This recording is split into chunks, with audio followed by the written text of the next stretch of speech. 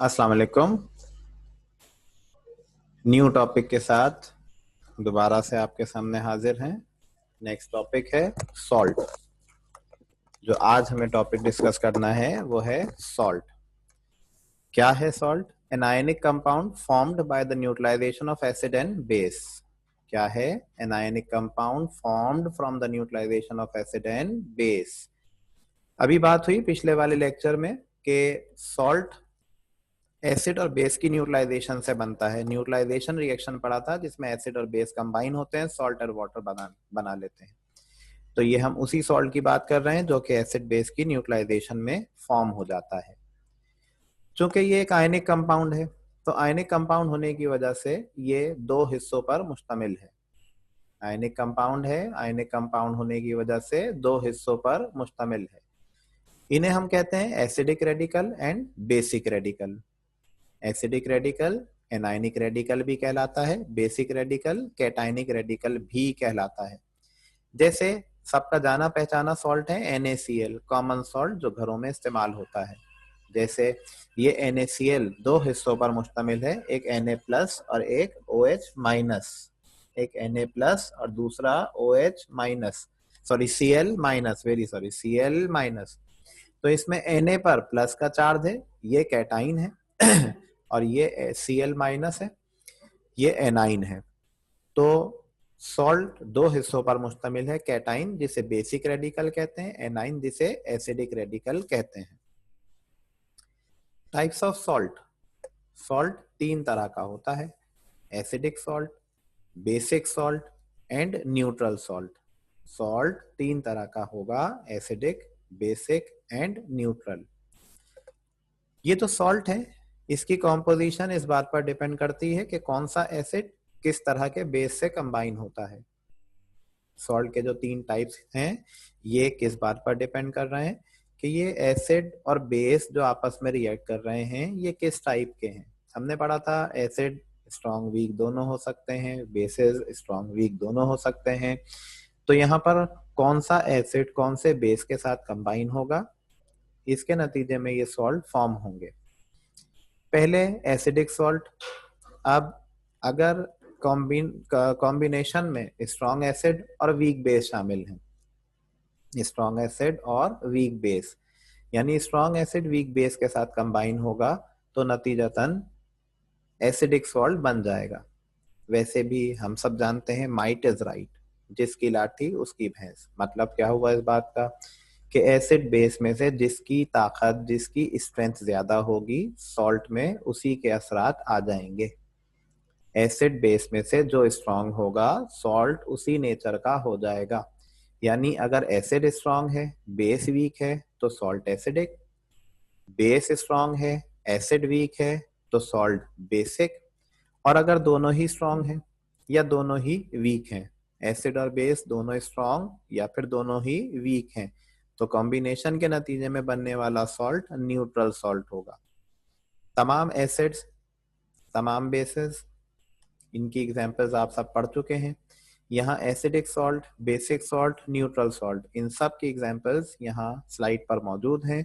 इन्हें गौर से देखिए, इन्हें याद कीजिए, कहीं ना कहीं आगे पूरे कोर्स में आपको इनके इस्तेमाल की जरूरत पेश आती रहेगी। नेक्स्ट टॉपिक है Arrhenius theory of ionization.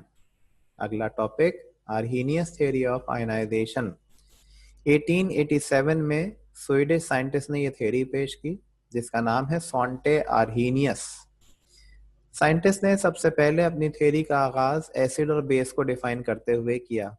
Acid और बेस के बारे में तो हमने पहले ही जान लिया था कि एसिड हम ऐसे सब्सटेंस को कहते हैं जो पानी में जाकर डिसोसिएट होगा और H पॉजिटिव आयन डोनेट करेगा, जबकि base OH negative ion donate करने वाले सब्सटेंस को कहते हैं।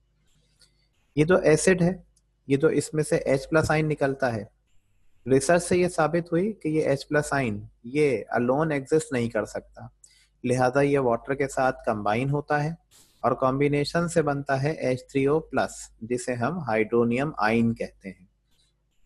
यानी एसिड्स जब पानी में डिसॉल्व होंगे तो वो पानी को हाइड्रोनियम आयन में कन्वर्ट कर देंगे।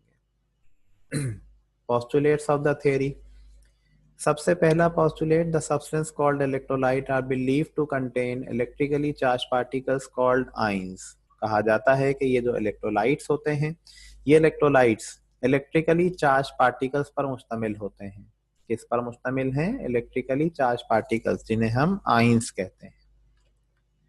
These these charges are positive for H plus ion or ions derived from metals and negative for the ions derived from non metals. ये जो अभी अभी आपसे बात हुई कि ये जो चार्ज पार्टिकल है, ये चार्ज पार्टिकल या तो H पॉजिटिव आइन होगा या फिर वो आइन होगा जो कि मेटल से बना है, इस पर पॉजिटिव चार्ज होगा। इसी तरह से नेगेटिव आइन कौन सा होगा? जो कि नॉन मेटल से बना होगा। नीचे दी गई डायग्राम को और से देखिएगा, HCl हाइड्रोक्लोरिक एसिड, इसमें H नॉन मेटल है और हाइड्रोजन, इसमें H हाइड्रोजन है जो कि H पॉजिटिव आइन बना लेगा, और Cl नॉन मेटल है, ये क्लोराइड आइन बना लेगा। तो इस तरह से इसकी डिसोसिएशन से एक पॉजिटिव एक नेगेटिव आइन बन जाएगा। Next postulate, number of electrical charges carried by an ion is equal to the valency of corresponding atom. किसी भी एटम पर कौन सा चार्ज अपेयर होगा, कितना चार्ज अपेयर होगा? बिल्कुल उतना ही जितनी उसकी वैलेंसी है। मतलब हाइड्रोजन अगर इसकी वैलेंसी 1 है तो इस पर चार्ज भी 1 ही अपेयर होगा। जैसे क्लोरीन है, इसकी वैलेंसी 1 है तो इस पर भी चार्ज 1 ही होगा।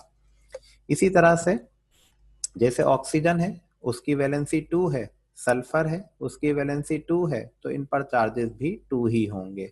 नाइट्रोजन वैलेंसी 3 है तो चार्ज भी 3 ही होगा। Next postulate, molecules of electrolyte. Electrolyte की हमने बार बार यहाँ पर बात की है। किसे कहते हैं? Acids, basis and salts. किसे कहा जा रहा है? Acids, basis and salts.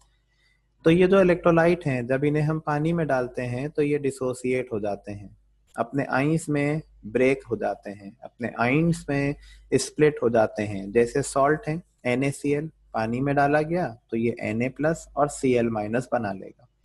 जैसे एसिड है H2SO4, पानी में डालने पर 2H+ और SO4-2 ये बना लेगा।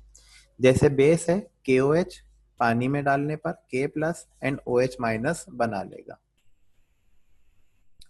इसी तरह से नेक्स्ट है the number of positive ions and negative charges, the number of positive and negative charges on ions must be equal so that the solution as a whole remains neutral. मतलब क्या हुआ इस बात का कि जैसे अभी हमने HCl को पानी में डिसॉल्व किया, तो HCl पानी में जाने के बाद क्या करेगा? H+ और OH नेगेटिव, Cl नेगेटिव बना लेगा, H+ एंड Cl नेगेटिव बना लेगा।